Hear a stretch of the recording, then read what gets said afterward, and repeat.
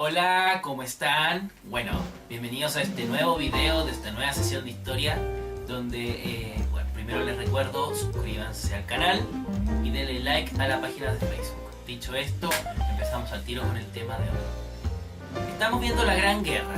Primero vimos el primer conflicto bélico de esta Gran Guerra. Ahora vemos el tiempo que hay entre el primer y el segundo conflicto. Ese periodo que se suele llamar como de entreguerras, que es de relativa paz. Claro, porque nadie se anduvo disparando, no hubo balas de un lado a otro, no, pero hubo tensión. Y la tensión fue acrecentándose. De hecho, esa fue la tensión que generó un segundo conflicto. Y de a poco vamos a ir dilucidando los motivos por los cuales se da ese conflicto.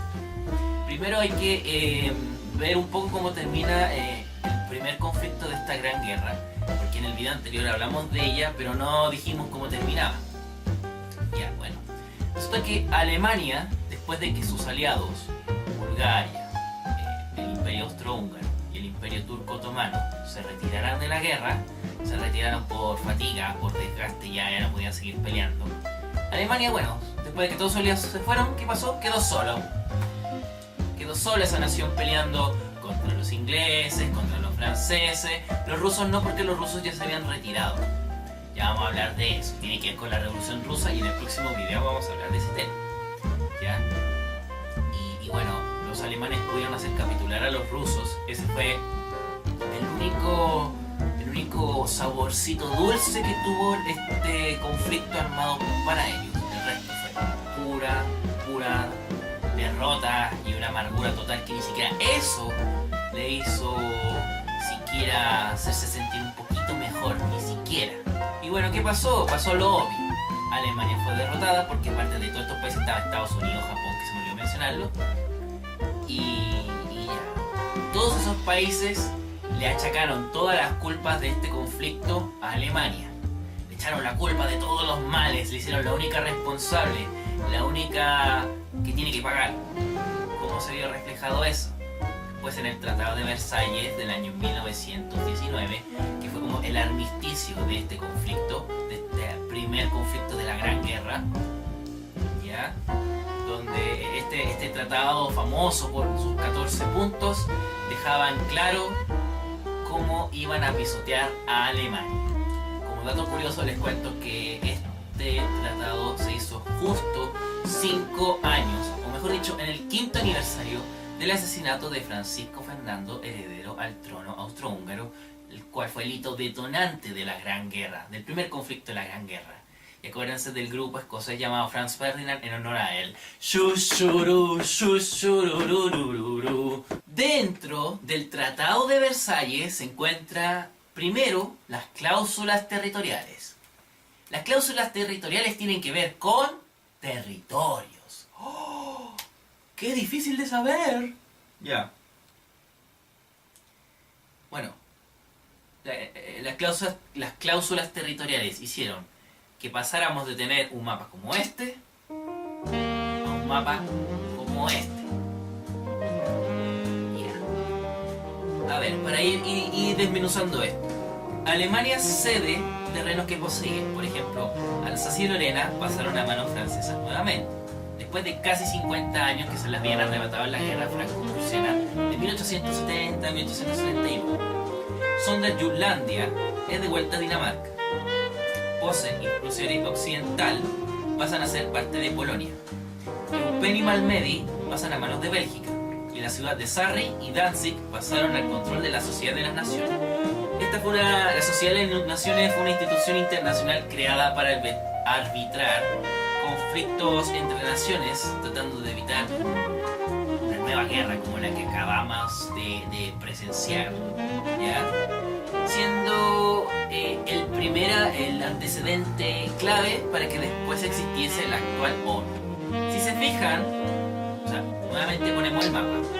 Si se fijan, no solamente ha desaparecido el Imperio Alemán, ha desaparecido el Imperio Austrohúngaro, el Imperio Otomano, porque no solamente estos imperios dieron paso a nuevos países, sino que también hay un vacío de poder en todos ellos.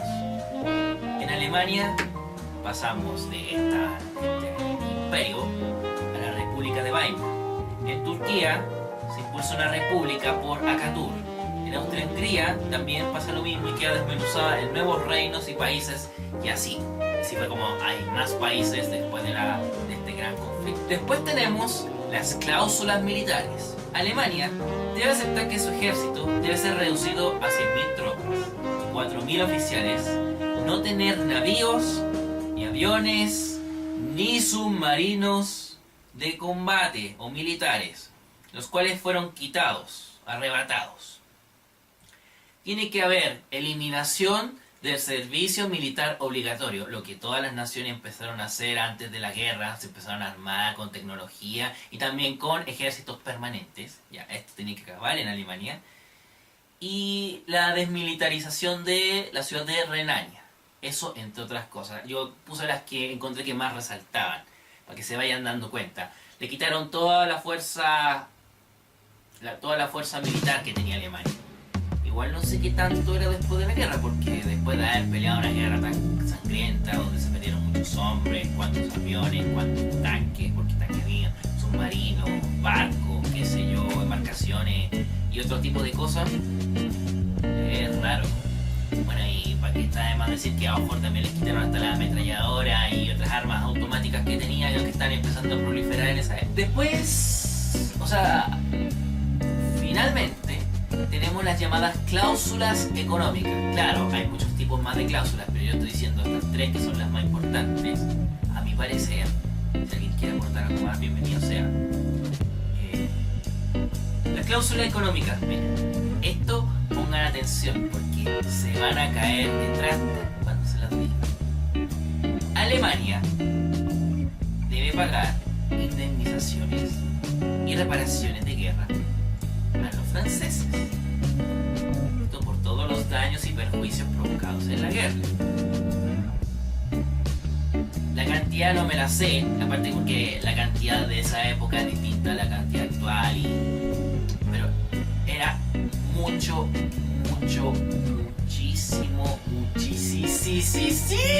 dinero. Más dinero del que te puedes imaginar. ¿Saben por qué se los digo? Porque las indemnizaciones que tuvo que pagar Alemania, que empezaron en 1919, interrumpidas por Hitler en mediados de los años 30 y retomadas después de del segundo conflicto de la Gran Guerra, la Segunda Guerra Mundial. ¿Saben cuándo se terminaron de pagar? El año 1983. Yo quisiera que alguien tomase una calculadora. Tomase una calculadora. Pusiera 1983 menos 1919. Les tendría que dar 64. ¿Ya? Si eso le restamos como los 10 años que estuvo Hitler donde no quiso pagar nada de indemnizaciones, como 10 años, son 54. Es decir, Alemania se demoró 54 años en pagar las indemnizaciones de este conflicto bélico. ¿Ya? Ahora, si se preguntan en qué momento esto se convirtió en clase de matemática, pues no sé. Para que vean. Pero no solamente esta es la plata de las indemnizaciones, faltaba la plata de los intereses pagados por la guerra, porque aparte de las indemnizaciones tienen que pagar intereses, reajustes y otras cosas más. Esas se empezaron a pagar en 1990. ¿Por qué? Porque Alemania fue dividida en 4 después de la Segunda Guerra, ¿cierto? Fue dividida primero en 4, que fue por Inglaterra, Francia, la Unión Soviética, Estados Unidos. Después Inglaterra y Francia ceden su terreno a Estados Unidos y después queda dividida en 2, Alemania Occidental y Alemania Oriental, lo que se mantiene hasta 1990 prácticamente, cuando se cae el muro de Berlín, ese día de noviembre del año 89. Se decía que Alemania solamente podía pagar estos intereses cuando estuviese unificada de nuevo, por eso se empezó a hacer desde el año 90. Y entre el año 1990 y 2010 se pagaron todos los intereses de las indemnizaciones. En otras palabras, nunca hagan una guerra, nunca deseen que su padre haga una guerra, porque imagínense que hasta sus tataranietos pueden terminar pagando los platos rotos. ¿Cómo cayó esto en Alemania? ¿Ustedes creen que estaban felices por pagar todo esto? ¿Ustedes creen que estaban felices con todas las cosas que le estaban achacando? Los sectores más de derecha, tradicionales y los más nacionalistas no querían pagar ni por si acaso. Estaban odiosamente, estaban más que enojados, estaban resentidos, estaban no sé, estaban una cosa así. Mientras que los socialdemócratas decían, ok, tenemos que pagar, pero tratemos de mitigar la mayor cantidad posible del castigo. Y bueno, aquí empezaron muchas tensiones para que después hubiese un segundo conflicto dentro de esta gran guerra. Bueno, también hay que pensar en lo siguiente. Este tratado fue debatido, consensuado, acordado entre los vencedores de la guerra. No se le preguntó nunca a Alemania si estaba de acuerdo o no con los términos. Solamente se le dijo, muy bien, tómenlo o déjenlo. Pero si lo dejan, ustedes van a tener grandes consecuencias. Eso fue lo único que hicieron con Alemania. Lo excluyeron de todo esto. Primer símbolo de que fueron arrogantes y prepotentes con los alemanes. ¿Ya? Eso, segundo, todos los castigos, todos los males, todos los crímenes de la guerra recayeron en la Alemania. Segundo indicio. ¿Ya? Y bueno, y un tercer indicio de todo esto fue: saquemos a Alemania, que es una potencia que puede rivalizar con la nuestra del camino, y así tenemos más que repartir entre nosotros. Ese fue el pensamiento, por lo menos entre los franceses, un poco menos los ingleses y sobre todo los estadounidenses también, porque hay que decirlo, ¿ya? Porque los estadounidenses ya habían ganado, porque están todos los demás hechos pedazos. Por otro lado, tenemos el pensamiento de John Maynard Keynes, que supuestamente después iba a trascender por sus planteamientos económicos. Después vamos a hablar de eso cuando hablemos de la gran crisis del 29. Pero él, en este momento, hizo un planteamiento importante. Él estaba en contra de los términos que se le pusieron a Alemania. Él, en cierto sentido, fue... Algunos dicen que fue visionario.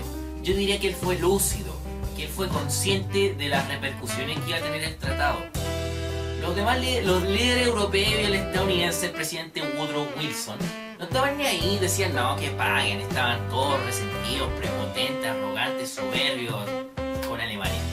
Keynes fue más lúcido y dijo, miren, Alemania nunca va a poder pagar esto, sobre todo si ahora está devastada con la guerra. Y lo peor de todo, no sé si esto lo planteó Keynes, pero lo que él decía daba a entender que Alemania esto no lo iba a aceptar tan fácilmente y que tarde o temprano podría cobrar venganza por esto. No sé si eso fue... ¿Lo dijo Keynes o fue según lo que alguien lo leyó en base a lo que dijo Keynes? No sé. Esa última parte no, pero lo primero sí.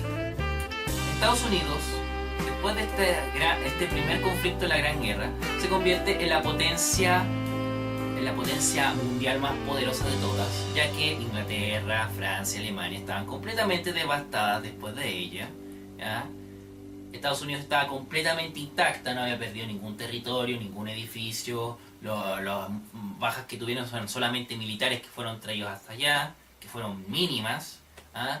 Mientras que en Europa se perdieron ciudades completas, se destruyeron pueblos y hubo generaciones enteras de jóvenes que murieron. Generaciones que después se convertirían en fuerza de trabajo para retomar la industria, industrias que también estaban devastadas o estaban muy pauperizadas, y las que estaban más que nada funcionando eran las que fabricaban armamentos, que en ese entonces ya no servían. Entonces por eso nomás se hizo la potencia más poderosa, no porque trabajó para eso, fue a costilla de la debilidad de los demás. Antes de eso Inglaterra era la potencia más poderosa, seguida de Alemania y después venía Francia, y por ahí entre medio estaba Estados Unidos. En Estados Unidos las cosas no fueron tan fáciles tampoco, porque les voy a decir, miren, en ese país los inversionistas de los grandes comenzaron a comprar acciones en la bolsa de valores. Mientras más acciones se compraban, más hacían subir el precio, llegando a hacer una alza sostenida en el tiempo.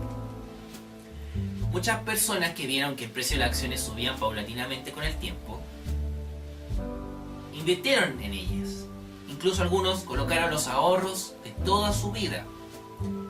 Claro, asesorados por expertos en finanzas que eran carroñeros,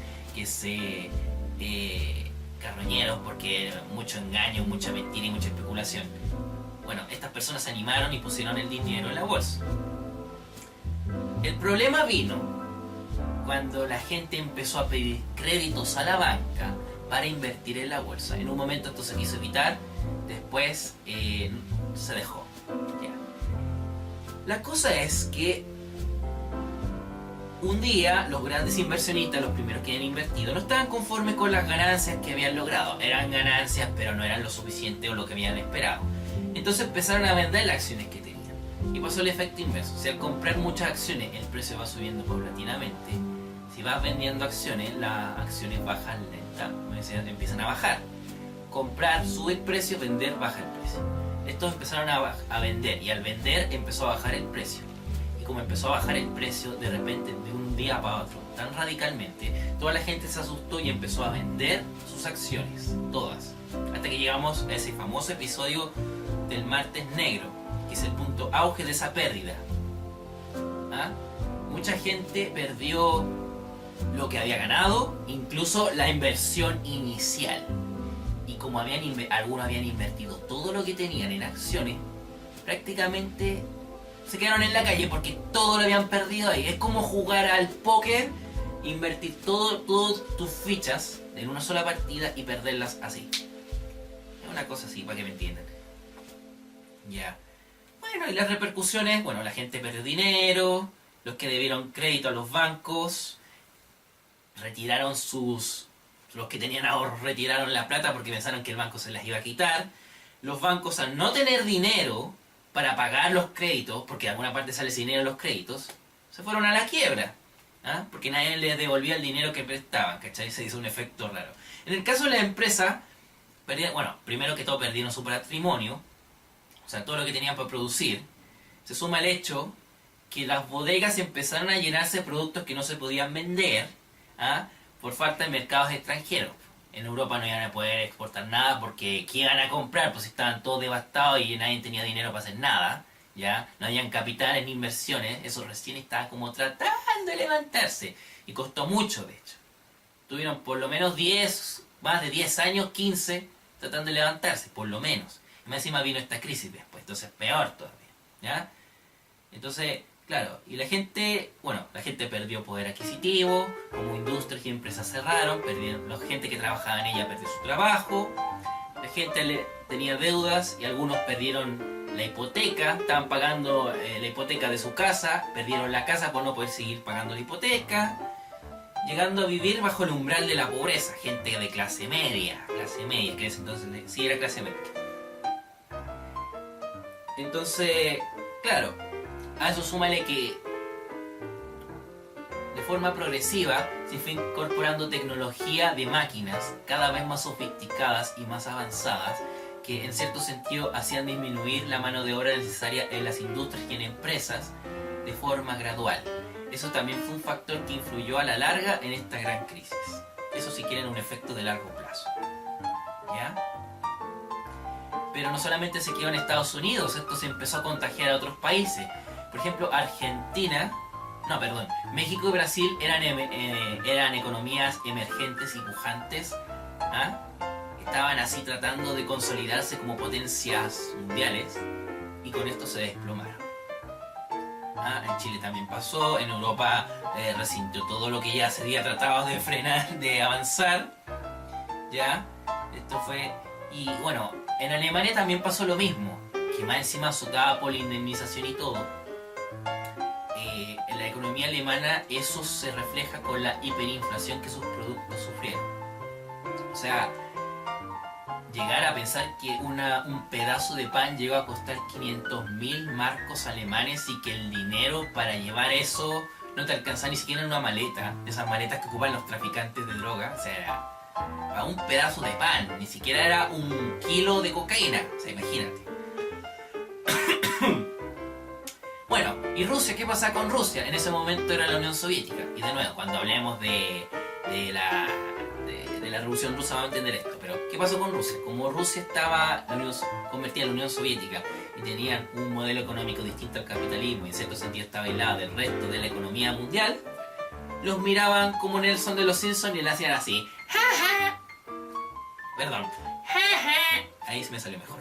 ¿Cómo se la apañaron estos países? Bueno, tomaron dos grandes caminos. El primero fue generar lo que es las bases para un estado de bienestar, lo que significa un capitalismo con cuotas de intervención en el Estado que mejoraban los desequilibrios del mercado, ayudaban a fomentar la seguridad social y obviamente la existencia de trabajo, en fin, todas esas cosas que son necesarias. El mejor modelo, el mejor ejemplo de esta situación fue lo que hizo Franklin Delano Roosevelt cuando se convirtió en presidente de Estados Unidos con el llamado New Deal, impulsado desde el año 1933.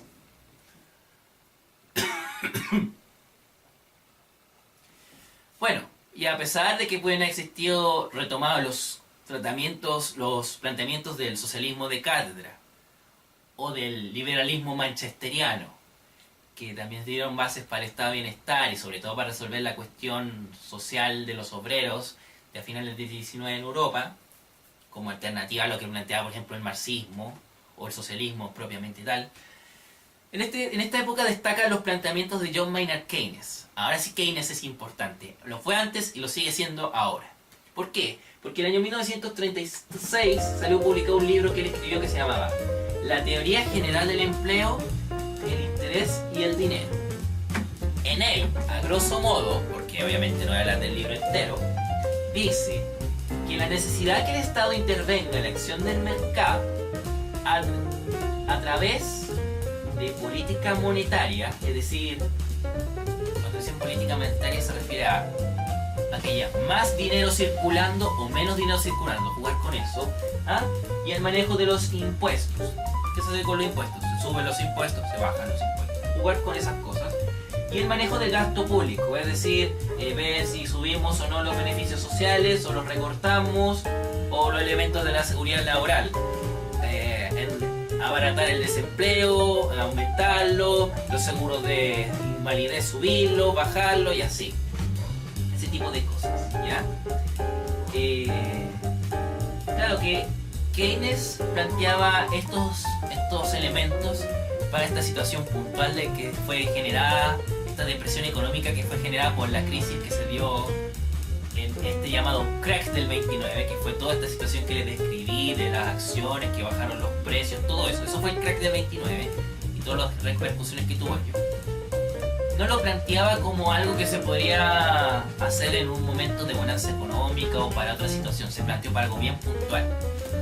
Que hayan economistas, políticos y gobiernos, estados que hayan implementado esas políticas que fueron a partir de los años 30 y que duraron hasta la década del 70, es otra cosa. Muy distinto. ¿Ya? Eso se lo digo por lo tanto. Bueno, eso también dice qué tanto trascendió la obra de Keynes en el tiempo. Que hasta el día de hoy hay elementos que vienen de la obra de Keynes, también conocida como keynesianismo. ¿Ya? Por ejemplo, cuando se habla de macroeconomía, la macroeconomía fue uno de los elementos impulsados por Keynes, por no decir creados, ¿ya? La macroeconomía es herencia del keynesianismo, para que tengan una idea. Ya, el otro camino es el que se dio, por ejemplo, en Alemania, en Italia, que se dieron regímenes totalitarios, preferentemente fascistas, que agarraron impulsos después de la guerra, incluso después del crack del 29, porque esos países fueron afectados duramente por sus repercusiones. ¿Ya? El detalle de esta situación la vamos a hablar en el próximo video. Y bueno, chicos, esto es todo lo que tengo que decir sobre esto. Espero que les haya gustado. Cuídense, que estén bien. No olviden suscribirse al canal y por favor denle like a la página de Facebook. Cuídense, que estén bien. Nos vemos. Adiós.